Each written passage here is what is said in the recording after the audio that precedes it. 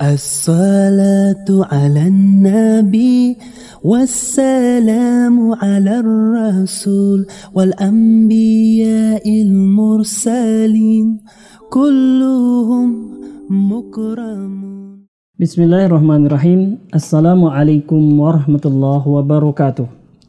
Alhamdulillah wassalatu wassalamu ala nabiyina Muhammadin wa ala alihi wa sahbihi wasallam, amma ba'du. Sahabat LC yang dirahmati Allah, apa kabar Anda pada kesempatan kali ini?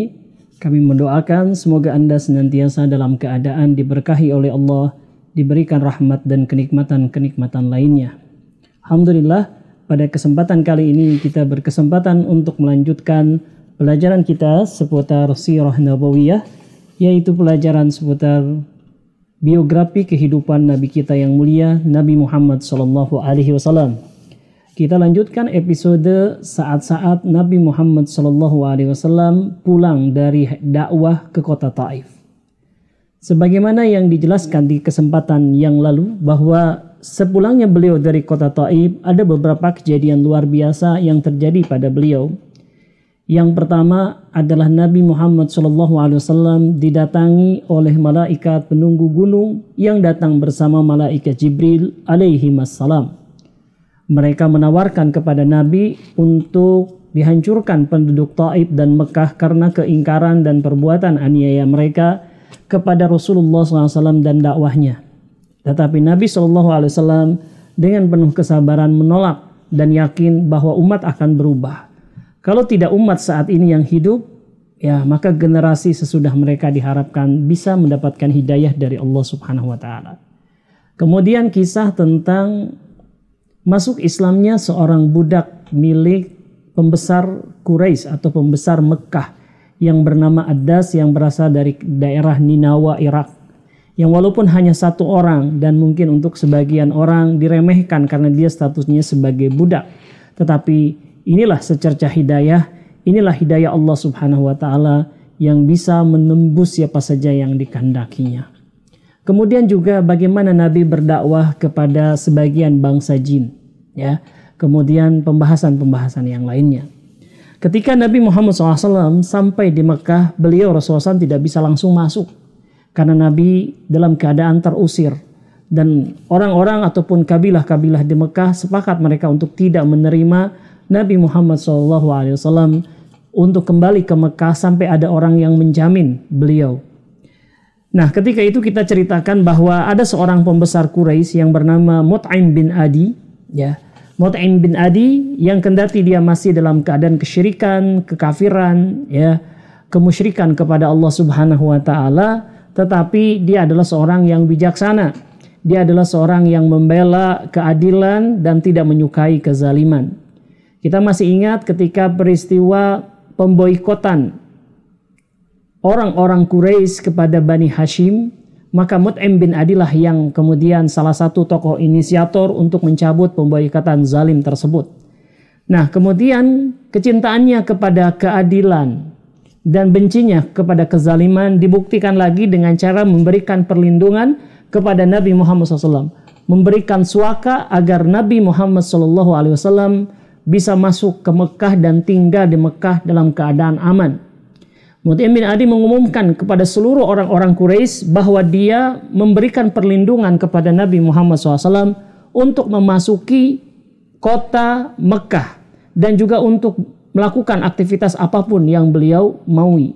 Maka Mut'im bin Adi menugaskan anak-anaknya, prajurit-prajurit dari kabilahnya untuk melindungi Rasulullah SAW sehingga beliau bisa masuk ke kota Mekah dan bisa beraktivitas seperti biasa. Dan apa kegiatan Nabi Muhammad SAW sepulangnya dari kota Taif? Tidak ada yang berubah dari Nabi Muhammad SAW. Walaupun beliau masuk ke kota Mekah dengan perlindungan seorang musyrik bernama Mut'im bin Adi, yang dilakukan oleh Nabi seperti biasanya, beliau tetap berdakwah kepada Allah, berdakwah kepada tauhid, berdakwah agar umat meninggalkan perbuatan kesyirikan kepada Allah Subhanahu wa Ta'ala. Dan itu tidak berkurang sedikit pun.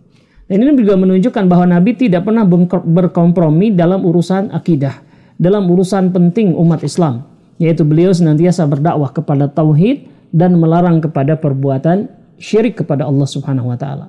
Dan tidak ada harga yang harus dibayar oleh Nabi kepada Mut'im bin Adi dari dakwah atau dari Islamnya. Beliau tetap seperti biasa, ya. Dan beliau semakin gencar untuk berdakwah kepada halayak ramai karena waktu itu sudah mulai memasuki musim haji. Mungkin kalau sekarang sekitar bulan Zulqa'dah, ya, pertengahan atau akhir bulan Zulqa'dah, di mana banyak sekali kafilah-kafilah dari daerah Jazirah Arab yang lain mengunjungi Mekah untuk melaksanakan ibadah haji, ibadah umroh, atau juga ada di antara mereka datang hanya untuk sekedar melihat keramaian dan mereka melihat potensi ekonomi untuk berdagang di sana. Jadi Mekah itu tambah ramai ketika waktu itu. Dan ini digunakan betul oleh Nabi Muhammad SAW untuk mengunjungi kabilah-kabilah yang datang tersebut dan mengajak mereka kepada Islam. Di sini kita lihat ya bahwa Nabi Muhammad SAW kendati status bahayanya, status kerawanannya bahwa suatu hari orang Quraisy bisa saja kemudian mengusir beliau, suatu hari bisa saja orang-orang Quraisy menikam beliau, ya, apalagi setelah aktivitas beliau di kota Taif, ya, ini tentu akan berbahaya. Tapi Nabi Muhammad SAW tidak gentar, ya, beliau terus mendatangi rumah demi rumah, perkumpulan demi perkumpulan, ya, para musafir yang baru datang dari Mekah, semuanya didatangi oleh Nabi Muhammad SAW. Maka justru beliau semakin mengintensifkan usaha dakwah. Beliau semakin sibuk, ya, dan ini juga menunjukkan pengorbanan Nabi Muhammad SAW yang sangat luar biasa. Ya, bahwa beliau tidak pernah beristirahat, tanda kutip ya, tidak pernah beristirahat, ya. Waktu beliau digunakan semuanya untuk berdakwah di jalan Allah Subhanahu wa taala. Dan ini adalah teladan bagi kita semua. Ya, kita adalah pengikut Rasulullah SAW, umat Nabi Muhammad SAW, yang dikatakan bahwa salah satu ciri dari pengikut umat Nabi Muhammad SAW adalah berdakwah, ya. Dikatakan oleh Rasulullah SAW, kul hadhihi sabili ad'u ilallah ala basiratin ana wa manittaba'ani. Ya, katakanlah inilah jalanku dan jalan orang-orang yang mengikutiku. Apa itu jalannya? Aku berdakwah kepada Allah Subhanahu wa taala. Jadi jalan Rasulullah SAW, jalan pengikut Rasulullah SAW itu berdakwah, ya. Nah, ini ya. Jadi usaha dakwah ini harus semakin kencang, harus semakin kuat kalau kita mengikuti Nabi Muhammad SAW. Dan beliau juga adalah orang yang sibuk, ya. Beliau mempunyai istri, beliau mempunyai anak yang tentu punya kesibukan-kesibukan mencari nafkah dan yang lainnya, ya. Tetapi waktu yang beliau gunakan untuk dakwah selalu maksimal. Nah, sekarang kita lihat ya di antara kegiatan-kegiatan kita, kehidupan sehari-hari kita, berapa persen waktu yang kita gunakan untuk mengikuti jejak Rasulullah berdakwah kepada Allah Subhanahu wa taala. Ya, kita ikuti, ya, yaitu teladan dari Nabi bahwa beliau sangat aktif sekali dalam berdakwah. Kita kembali lagi kepada pembahasan, ya, bahwa beliau mendatangi suku demi suku atau musafir demi musafir yang kebetulan ketika itu sedang ramai di Mekah, ya. Dan tentu saja yang diserukan oleh beliau, yang didakwahkan kepada beliau adalah Islam. Menyeru mereka untuk masuk Islam, melarang mereka kepada kesyirikan. Tetapi jika di antara mereka belum siap, ya, belum siap, mau memikirkan dulu, tidak masalah. Maka Nabi kemudian menawarkan yang kedua, yaitu beliau mengatakan, mau nggak kalian melindungi saya? Saya ini ya terancam oleh kaum saya sendiri. Ya, kalau kalian melindungi saya, maka ini akan positif buat kalian. Ya, itulah yang ditawarkan oleh Nabi dua hal tadi, yaitu yang pertama masuk Islam atau enggak memberikan perlindungan, gitu ya. Nah, ini yang dilakukan oleh Nabi Muhammad SAW. Kenapa beliau meminta perlindungan? Ya karena memang perlindungan yang diberikan oleh Mut'im bin Adi kendati maksimal. Dia memberikan perlindungan all out, habis-habisan, ya. Tetapi status Mut'im bin Adi itu hanya seorang diri atau hanya satu kabilahnya. Masih banyak kabilah-kabilah yang lain yang hari ini mereka mau menerima jaminan dari Mut'im bin Adi kepada Rasulullah SAW. Tapi besok-besok hari, ya, atau misalkan ada sesuatu dengan Mut'im bin Adi, maka bisa jadi Mut'im bin Adi kemudian melepas perlindungannya. Nah, itu sangat berbahaya sekali, ya, buat pribadi Nabi dan yang lebih berbahaya lagi buat dakwah. Maka harus ada alternatif lain, ya, untuk yang bisa menjadi pelindung Nabi Muhammad SAW. Nah, maka inilah yang dilakukan oleh Nabi Muhammad SAW. Maka ketika ada kabilah-kabilah dari luar seperti Bani Kalab, Bani Kindah, Bani Hanifah dan yang lain-lainnya, beliau terus menawarkan, gitu ya. Nah, di antara para pengunjung atau kabilah-kabilah itu, mereka ketika mendengarkan dakwah Nabi Muhammad SAW, mereka mau dengerin, ya. Tapi kalau untuk mau mengikuti, mereka akan berpikir sekian kali, ya, yaitu bahwa sampai ketika mereka mendengarkan Nabi itu kan selalu ada orang-orang yang mengganggu. Orang-orang kafir Quraisy tidak membiarkan Nabi itu berdakwah kepada suku-suku atau musafir-musafir yang baru datang. Ya, mereka selalu mengawasi Nabi, mengikuti Nabi. Ya, dan yang paling intensif mengikuti Nabi itu paman beliau sendiri, yaitu Abu Lahab. Banyak di antara suku-suku itu mereka terpukau, ya, mereka itu tertarik dengan dakwah Nabi, dengan bacaan Al-Quran yang disampaikan oleh Nabi. Tapi begitu selesai beliau berbicara, selesai beliau membaca Al-Quran, maka Abu Lahab yang dia umumkan saya ini adalah pamannya orang ini, ya, itu kemudian mendustai Nabi, mendustakan Nabi, mengata-ngatai tentang Nabi Muhammad SAW. Ya, akhirnya kemudian batal mereka, ragu mereka, takut mereka, nggak berani mereka untuk mengikuti Nabi Muhammad SAW. Ya, tapi Nabi tetap, ya, terus melakukannya walaupun terus dibatalkan, dihalang-halangi oleh pamannya sendiri. Dan kelak inilah, ya, yang menyebabkan Abu Lahab kemudian divonis masuk neraka walaupun dia belum mati.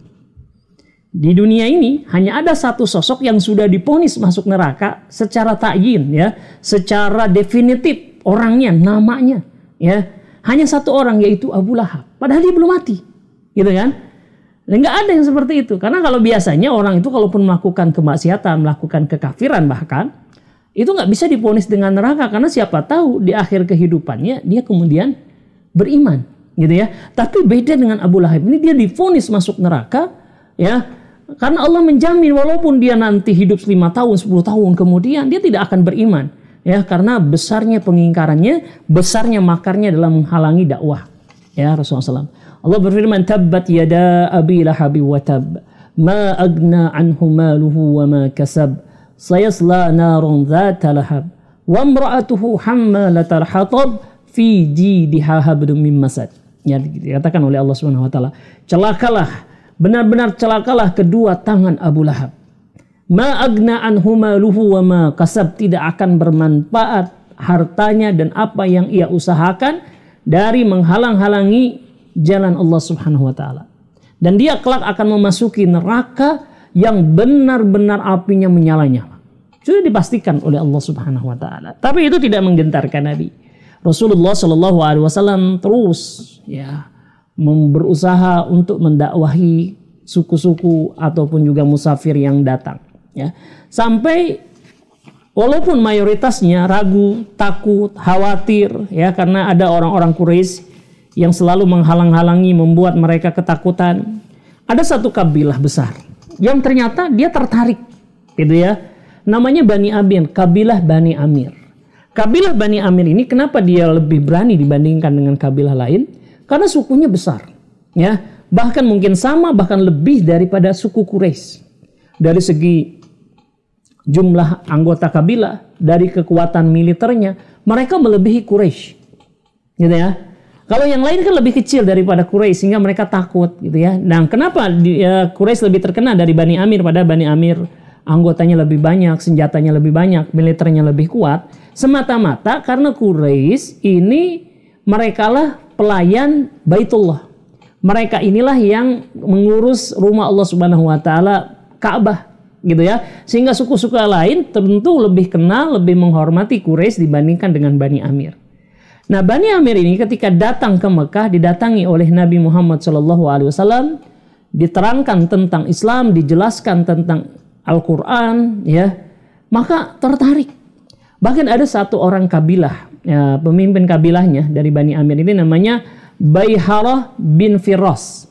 Ya, Bayharah bin Firas ini ketika ditawarkan Islam, ditawarkan untuk melindungi Nabi Muhammad SAW, setelah selesai, ya, dia kemudian berpikir di dalam dirinya sendiri, atau dia mengatakan kepada anggota kabilah yang lainnya, Dia katakan, seandainya aku mengambil pemuda ini dari Quraisy, tentu aku akan menguasai bangsa Arab.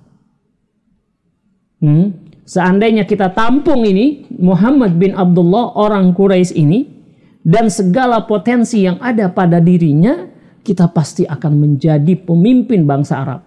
Akan mengalahkan Quraisy, akan mengalahkan orang-orang yang lainnya, suku-suku yang lainnya. Kenapa? Karena dia membawa sebuah risalah besar. Gitu ya. Nah, ini namanya Bayharah bin Firas. Ini menunjukkan kecerdasan, ya. Menunjukkan visionernya Bayharah ini sampai bisa melihat potensi bahwa dari ajaran Nabi Muhammad SAW ini ada sesuatu yang luar biasa.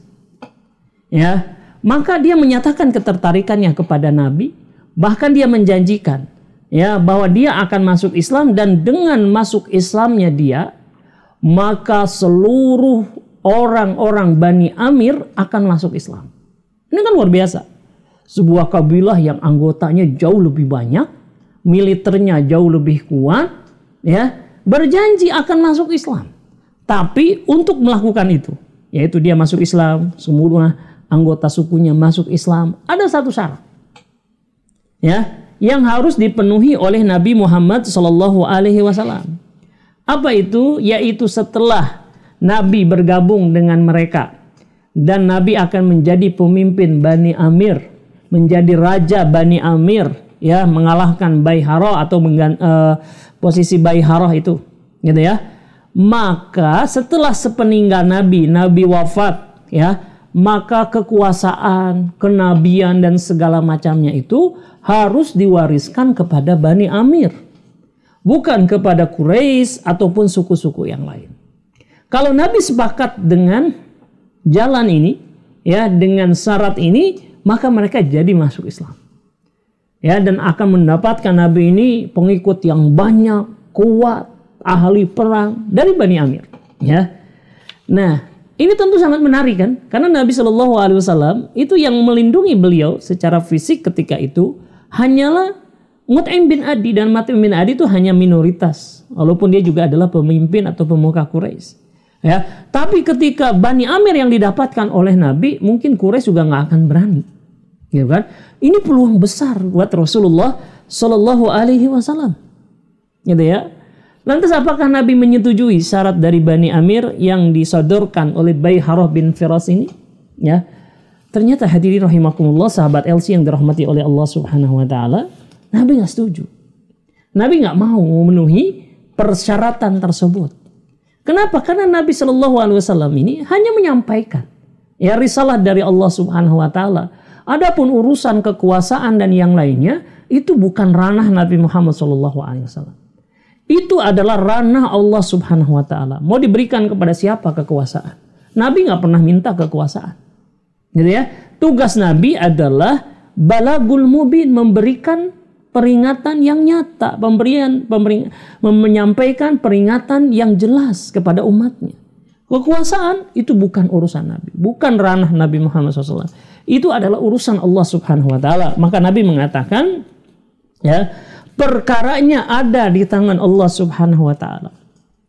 Itu urusan Allah Subhanahu Wa Taala yang akan menganugerahkan kekuasaan, kepemimpinan kepada siapa saja yang dikehendakinya. Itu bukan urusan saya, gitu ya. Bahkan Nabi mengatakan, inna wallahi la nuwalli ala hadzal amal ahadan sa'alahu wala ahadan harasa alaihi. Nabi nggak setuju. Nabi nggak akan memberikan kekuasaan kepada siapapun, ya, kecuali atas apa yang Allah Subhanahu Wa Taala berikan kepada orang itu, gitu ya. Dan Rasulullah Shallallahu Alaihi Wasallam itu paham betul yang namanya kekuasaan, bahwa kekuasaan itu adalah amanah dari Allah Subhanahu Wa Taala. Kalau ada seseorang yang meminta-minta kekuasaan, ya, ini boleh jadi seseorang ini berniat buruk dengan kekuasaan tersebut. Ya, bahkan Nabi mencela tadi dalam hadisnya, demi Allah kami tidak akan memberikan kekuasaan kepada seseorang yang memintanya atau orang yang sangat antusias terhadapnya. Ya, ini bukan urusan saya. Ya, ini urusan Allah Subhanahu Wa Taala. Allah akan berikan kepada siapa saja yang dikehendaki. Kalau kalian setuju tanpa syarat itu, silahkan masuk Islam. Kalau nggak setuju atau ada alasan lain, saya nggak mau. Silahkan ya. Kalau kalian mau masuk Islam atas dasar kalian memang benar-benar meyakini Islam, percaya kepada Islam, gitu kan? Itu yang diberikan oleh Nabi. Lantas kemudian apakah Bani Amir ini jadi masuk Islam setelah penolakan Rasulullah Shallallahu Alaihi Wasallam? Hadirin yang dirahmati oleh Allah Subhanahu Wa Taala, ternyata orang-orang Bani Amir membatalkan. Mereka nggak mau kalau nggak ada jaminan bahwa sepeninggal Nabi mereka lah yang akan menjadi pewaris tahta Rasulullah SAW, pewaris kekuasaan Nabi Muhammad SAW. Mereka mengatakan, bagaimana mungkin kami sudi untuk menyerahkan nyawa-nyawa kami untuk melindungimu, untuk membelamu, sedangkan jika Allah Subhanahu Wa Taala memenangkanmu, lalu kepemimpinan tersebut sesudahmu tersebut dia diberikan kepada selain kami, ya enggak, kami tidak membutuhkan, batal kita, ya saya nggak akan masuk Islam, saya nggak akan menyerahkan anggota kabilah saya untuk masuk Islam. Kenapa? Karena engkau nggak berjanji untuk memberikan kekuasaan kepada kami. Jadi jelas di sini Bayhara bin Firas ini dia tertarik kepada Islam, ya. Dia menjanjikan seluruh kabilahnya masuk Islam ini bukan karena meyakini kebenaran Islam, tetapi dia menginginkan kekuasaan. Ya, dan Nabi SAW tidak suka, dan ajaran Islam juga tidak suka kepada orang yang mengidam-idamkan kekuasaan, yang bersemangat untuk kekuasaan. Ya, karena apa? Kalau sudah diberikan kekuasaan yang seperti ini biasanya merusak. Ya, yang ambisi terhadap kekuasaan ini biasanya tidak amanah. Gitu ya, oleh karena itu kita tidak usah memberikan kepada orang tersebut, ya. Dan ini juga menunjukkan bahwa dakwah Nabi Shallallahu Alaihi Wasallam itu tidak untuk kekuasaan. Karena kalau untuk kekuasaan, beliau akan bisa menerima itu, menjadi raja, menjadi penguasa, lantas bisa menaklukkan seluruh Arab, ya. Tetapi ternyata tidak itu. Ya, beliau tolak, ya, bahkan beliau memilih untuk mendakwahkan Islam kepada yang lainnya yang mungkin anggota kabilahnya, anggota sukunya sangat sedikit. Tapi tidak masalah. Yang penting orang itu mau menerima dengan tulus. Nah, sahabat LC yang terhormati oleh Allah Subhanahu Wa Taala, ini yang dilakukan oleh Nabi sepulang beliau dari kota Taif dan ketika musim haji atau musim umroh ini tiba. Ya, Nabi mendatangi mereka satu demi satu dan itulah kesibukan beliau yang luar biasa dan juga tantangan yang beliau hadapi juga luar biasa. Ya, yaitu tantangan internal, orang-orang Quraisy sendiri menghalang-halangi beliau untuk menyampaikan Islam kepada tamu atau para musafir, dan juga dari sisi musafirnya sendiri yang ternyata banyak motifnya, banyak penghalangnya. Nanti kita rincikan lagi suku-suku atau kabilah mana yang didakwahi oleh Nabi Muhammad SAW. Demikianlah perjuangan Nabi Muhammad SAW yang sangat luar biasa sekali.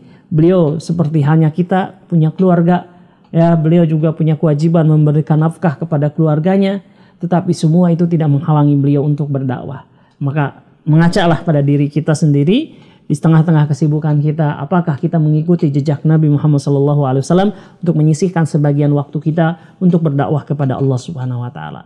Demikianlah pada kesempatan kali ini rubrik Sirah Nabawiyah, mudah-mudahan bermanfaat. Kita lanjutkan pada kesempatan yang akan datang. Mohon maaf apabila ada kekurangan ataupun kesalahan penyampaian, yang benar datangnya dari Allah Subhanahu Wa Taala.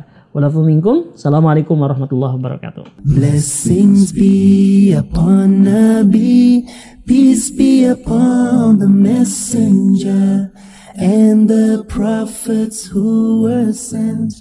All of them were